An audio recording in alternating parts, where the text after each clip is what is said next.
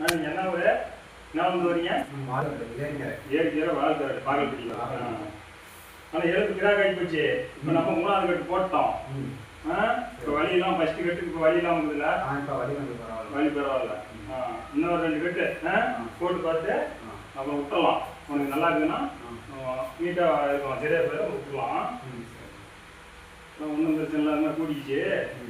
இன்னும் ஒரு 2 கட்டு போட்டோம்னா அதுக்கப்புறம் நீ பார்த்துக்கிட்டு நல்லா இருக்குது, ஒன்றும் பிரச்சனை இல்லை, வழியெல்லாம் குறைஞ்சி போச்சு, நல்லா இருக்குதுன்னா விட்டுருலாம்.